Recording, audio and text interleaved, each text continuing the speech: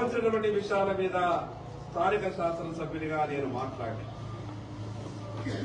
పాపం మాజీ మంత్రి మాజీ ఎమ్మెల్యే జోగురామన్న గారు ఊహించినటువంటి అభివృద్ధి ఆదిలాబాద్కు వస్తున్నదని, అతను ఎయిర్పోర్ట్ అనేది ఆదిలాబాద్కు రాదు అదొక కళ అని, ఇంటిగ్రేటెడ్ స్కూల్ అనేది 200 కోట్ల రూపాయలతో గొప్ప చదువులు చెప్పించేటటువంటి అంత గొప్ప పాఠశాల ఆదిలాబాద్కు రాదని, ఇక్కడ జరుగుతున్నటువంటి అభివృద్ధి కార్యక్రమాలను చూసి ఓర్వలేనటువంటి మాజీ మంత్రి జోగురామన్న గారు నా మీద కొన్ని ఆరోపణలు చేసే ప్రయత్నం చేశారు. నేను పత్రికాముఖంగా జోగురామన్న గారికి కొన్ని విషయాలు చెప్పదలుచుకున్నాను. మీకు ఆదిలాబాద్ నియోజకవర్గంలోని ప్రజలు 15 సంవత్సరాలు ఈ ఆదిలాబాద్ శాసనసభ్యునిగా 4 సార్లు అవకాశం ఇచ్చింది. 10 ఏళ్లు ఈ రాష్ట్రంలో అధికారంలో ఉన్నావు, 5 ఏళ్లు మంత్రిగా ఉన్నావు. ఏదో ఒరగబెడతామని గొప్ప ఆశతో నిన్ను ఆదిలాబాద్ ప్రజలు ఎమ్మెల్యేగా ఆ రోజు చేస్తే, ఆదిలాబాద్కు వచ్చినటువంటి కేంద్ర ప్రభుత్వం మంజూరు చేసినటువంటి ట్రైబల్ యూనివర్సిటీ పక్క ములుగు జిల్లాకి ఇస్తే జోగురామన్న గారు నోట్లో బెల్లం పెట్టుకున్నావా?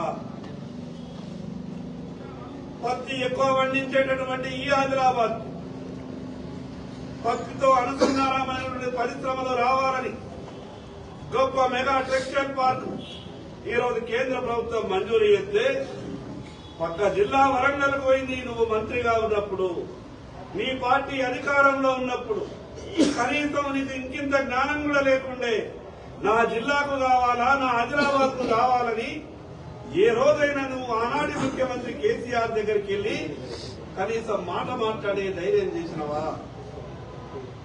నేను నీ తీరు నోట్లో బెల్లం పెట్టుకొని ఉండలేను. నాకు ఆదిలాబాద్ ప్రజలిచ్చినటువంటి అవకాశం, నా ఆదిలాబాద్ బాగుపడాలని, నా ఆదిలాబాద్ ప్రజలకు ఇచ్చినటువంటి ప్రతి హామీని నిలబెట్టాలని నేను పడుతున్నటువంటి తపన నా ఆదిలాబాద్ ప్రజలంతా కూడా 2 కళ్లతో చూస్తున్నారు. ఇంకొక విషయం, నాకు చాలా సందర్భాల్లో వ్యక్తిగతంగా మాట్లాడద్దని, కానీ ఎదుటి వాళ్ళు ఏ ఆట ఆడితే రాజకీయాలలో ఆ ఆటతో తిరుగు జవాబు చెప్పక తప్పదు. ఆదిలాబాద్ ఎమ్మెల్యే బ్రోకర్ అయిందా, జోకర్ అయిందా, అక్రమ సంబంధాలు పెట్టుకున్నాడా అన్నావు. జోగురామన్న గారు అక్రమ సంబంధాలతో, బ్రోకరిజంతో నువ్వు పడ్డటువంటి బాధలన్నీ నీకు గుర్తు చేయాలనా? ఆనాటి ముఖ్యమంత్రి కేసీఆర్ దగ్గర, మాజీ రాజ్యసభ సభ్యుడు సంతోష్రావు దగ్గర నీ అక్రమ సంబంధ రాసలీలలు సీడీల ద్వారా వాళ్ళు భద్రపరుచుకున్నటువంటి విషయం నువ్వు మర్చిపోయినవా? జోగురామన్న గారు ఆ రోజు ఉన్నటువంటి ఇంటెలిజెన్స్ ఆఫీసర్లే ఈ రోజు కూడా ఉన్నారు. నేను మర్యాదతో మాట్లాడే ప్రయత్నం చేస్తున్నా, కావాలంటే సీడీలు పార్సులు పంపుతా. నువ్వు ఎంతైతే మాట్లాడగలుగుతావో నీకన్నా 4 రెట్లు ఎక్కువ మాట్లాడే శక్తి ఉన్నటువంటి వ్యక్తిని. కానీ వ్యక్తిగత జీవితాలను రాజకీయంతో ముడిపెట్టద్దన్నటువంటి ఆలోచనతోనే నేను హుందాగా మాట్లాడే ప్రయత్నం చేస్తా.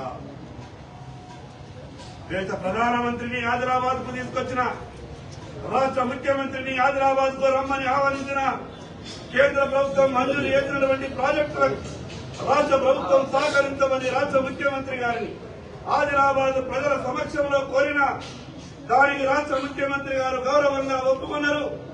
స్థానిక శాసనసభ్యునిగా ఒక రాష్ట్ర ముఖ్యమంత్రి నా నియోజకవర్గ ప్రజలకు చెందినటువంటి అనేక అభివృద్ధి కార్యక్రమాలు నా ప్రజల బాగు కొరకు ఒక ముఖ్యమంత్రి హోదాలో వచ్చినప్పుడు గౌరవించి ఆహ్వానించడం ఇది యొక్క తెలంగాణ యొక్క సంస్కృతి. నీకు చేతగాకపోయిండొచ్చు, నీ అసమర్థ పాలనలో ఈ ఆదిలాబాద్ కు అన్యాయం జరిగింది. కానీ నేను నీ తీరు ఆ రకంగా అన్యాయం జరిగితే చూస్తూ ఊరుకోను. రాష్ట్ర ముఖ్యమంత్రి గారికి నేను ఇచ్చినటువంటి చాలా విషయాలలో స్పందించిండు. నాకు కావాల్సింది నా ఆదిలాబాద్ ప్రజల అభివృద్ధి. నా ఆదిలాబాద్ కు అభివృద్ధి కావాలా? 30 ఏళ్లుగా మూతపడినటువంటి సిమెంట్ ఫ్యాక్టరీని ఏదో ఒక మార్గాన తెరిపించే ప్రయత్నం చేసి వేలాది మందికి ఉపాధి కల్పించాలని నేను ఆలోచన చేస్తే, మీకు చేతగానటువంటి పనిని నేను చేసే ప్రయత్నం చేస్తే, పాయల్ శంకర్ ఆదిలాబాద్ ఎమ్మెల్యే, ఈ రాష్ట్ర ముఖ్యమంత్రి రేవంత్ రెడ్డి గారు, పరిశ్రమల శాఖ మంత్రి శ్రీధర్ బాబు గారు కలిసి అమ్ముకుంటున్నట్టు.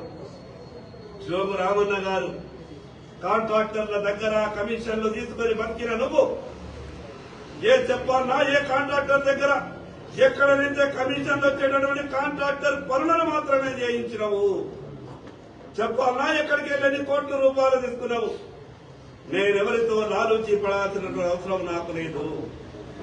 ఒక మామూలు చిన్న కుటుంబం నుండి స్వశక్తితో ఇప్పటి వరకు ఆదిలాబాద్ శాసనసభ్యునిగా కాగలిగిన, ఎన్ని సంవత్సరాల నుండి ఆదిలాబాద్ ప్రజలకు మంచి జరగాలని పోరాటం చేస్తున్నా, 10 ఏళ్లు అధికారం అనుభవించి అధికారంలో ఉండి ఏ రోజైనా ఆనాటి ముఖ్యమంత్రి కేసీఆర్ దగ్గర ఆదిలాబాద్ కు కావలసిన విషయాలు నువ్వు అడిగేటటువంటి ప్రయత్నం చేశావా?